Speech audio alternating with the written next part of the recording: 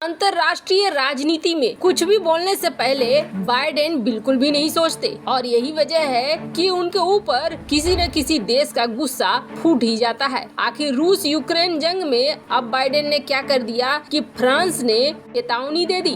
बिल्कुल सही समझे आप, अमेरिका को ही चेतावनी मिली है, वो भी नाटो देश फ्रांस से। तो वहीं दूसरी तरफ भारत ने अचानक से ताबड़तोड़ देसी आयरन डोम का परीक्षण करना क्यों शुरू कर दिया, जानेंगे क्या कुछ चल रहा है। इसके अलावा बहुत कुछ, आइए जानते हैं इन खबरों को विस्तार से। क्या रूस यूक्रेन जंग में रूस को जो चाहिए था वो मिल गया है? तो सच्चाई ये है कि हाँ, रूस को जो चाहिए था वो इस जंग से मिल गया है और मिल ही रहा है। रूस शुरू से यूक्रेन के सैन्य ताकत को कम करना चाहता था और ऐसा तभी संभव था जब दोनों देशों में या तो युद्ध हो या फिर किसी न किसी तरह का मिसाइलों का हमला हो। और अभी आप देखेंगे कि रूस उसी तरफ बढ़ भी रहा है। अभी तो काला सागर से रूस ने मिसाइलों का बारिश करना शुरू कर दिया है और ये मिसाइलें यूक्रेन में तबाही ही मचा रही हैं। हाल ही में बाइडेन पहुंचे थे पोलैंड और पोलैंड में करीब 80 किलोमीटर दूर रूसी सेना बरसा रही थी गोले। ये सब देखकर शायद बाइडेन का दिल हिल गया और बाइडेन अपनी जुबान पर काबू नहीं रख सके और उन्होंने ये कह दिया कि व्लादिमीर पुतिन एक कसाई है, उन्हें सत्ता पे बने रहने का कोई अधिकार नहीं है। बाइडेन ने ये बात कही और ये बात अंतर्राष्ट्रीय स्तर पर फैलनी शुरू हो गई।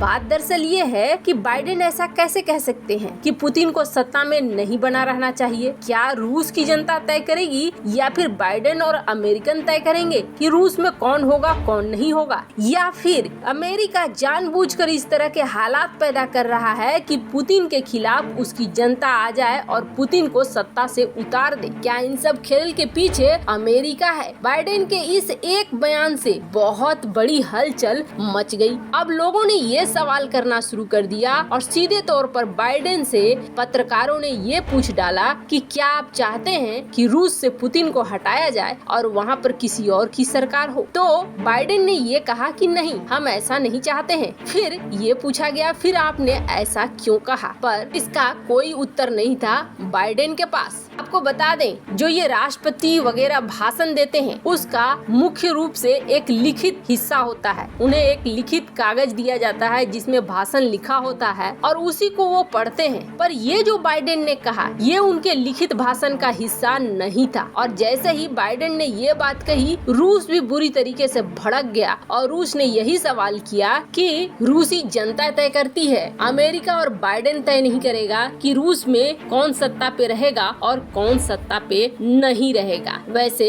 ये शुरू से देखा गया है, अमेरिका और यूके इस जंग को हर हाल में भड़काना चाहते हैं और अमेरिका और यूके को जहां हथियारों को बेचने से फायदा हो रहा है तो वहीं रूस को अपने उद्देश्य को पूरा करने से फायदा हो रहा है। आप देखेंगे जियोपॉलिटिकल बदलाव आने शुरू हो चुके हैं जहां भारत रूस के साथ खड़ा दिख रहा है तो वहीं वेनेजुएला ने बाइडेन की बात मानने से इनकार कर दिया है और तेल का प्रोडक्शन नहीं बढ़ाया है। और रही सही कसर, सऊदी अरब और यूएई ने तो बाइडेन के फोन नहीं उठाए हैं। उसके अलग आप देखेंगे डॉलर को लेकर अब दुनिया भर में शंका पैदा हो गई है। ऐसे में डॉलर का ऑप्शन ढूंढ रहे हैं दुनिया भर के देश। अब दुनिया भर के देश ये सोच रहे हैं कि अपनी अपनी करेंसी में व्यापार करें। डॉलर पर निर्भर रहना आने वाले समय के लिए बिल्कुल सही नहीं है। तो कहें तो एक तरफ रूस को फायदा हो रहा है, एक तरफ अमेरिका को फायदा हो रहा है और जा इसमें कौन रहा है, इसमें डूब रहा है तो सिर्फ यूक्रेन डूब रहा है। वैसे इस पूरे घटनाक्रम में एक देश या ये कहें दो देश ऐसे हैं जो दिल से चाहते थे कि ये युद्ध न हो और आज भी चाहते हैं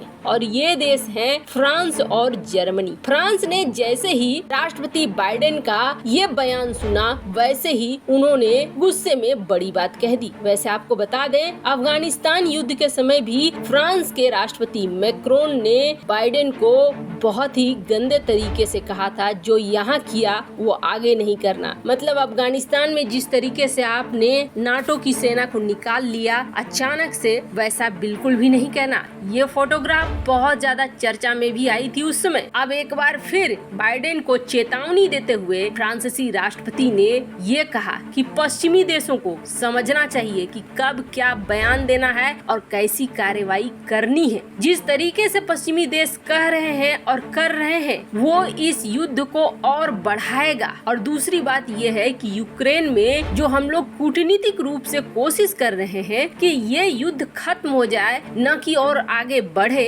इसका कूटनीतिक अंत हो, वो बिल्कुल नहीं होगा अगर बाइडेन और पश्चिमी देश ऐसा ही करते रहे तो। मैक्रोन ने कहा कि मैं लगातार राष्ट्रपति पुतिन के साथ बातचीत कर रहा हूँ और हम चाहते हैं कि ये युद्ध बंद हो जिसे रूस ने शुरू किया है। हालांकि बाइडेन के इस बयान का डैमेज कंट्रोल करने की कोशिश करा अमेरिकी विदेश मंत्री एंथनी ब्लिंकन ने, और उन्होंने सफाई दिया कि अमेरिका रूस में कोई बदलाव नहीं कोशिश कर रहा है और न ही अमेरिका की कोई ऐसी योजना है। खैर, ये बुढ़ाऊ बाइडेन पूरी दुनिया को लेकर जाएंगे। खुद का उम्र तो पूरा कर लिया है, खुद की जिंदगी तो जी ली है, शायद बाकियों के लिए समस्या दे के जाएंगे। खैर, तरफ जहाँ ये हो रहा है तो वहीं दूसरी तरफ रूस यूक्रेन जंग से भारत को एक बड़ी शिक्षा मिली है, और वो बड़ी शिक्षा ये है कि अपना डिफेंस मजबूत रखो और डिफेंस के लिए किसी और पर निर्भर नहीं रहो। वैसे तो भारत के पास अपना S-400 आ चुका है रूस का दिया हुआ, लेकिन भारत अपना स्वदेशी एक ऐसा आयरन डोम तैयार करना चाह रहा है जो इजराइल की तरह भारत को सुरक्षा दे। DRDO लंबे समय से अपने एयर डिफेंस सिस्टम पर काम कर रहा है और S-400 के जितने फीचर्स दिख रहे हैं वो सारे भारत के अपने स्वदेशी डिफेंस सिस्टम में मौजूद होंगे। समय ऐसा आएगा जब भारत को किसी दूसरे देश से डिफेंस सिस्टम खरीदने की कोई जरूरत नहीं होगी। S-400 जैसे छोटी रेंज से बड़ी रेंज तक मार करने में सक्षम है, वैसे ही भारत का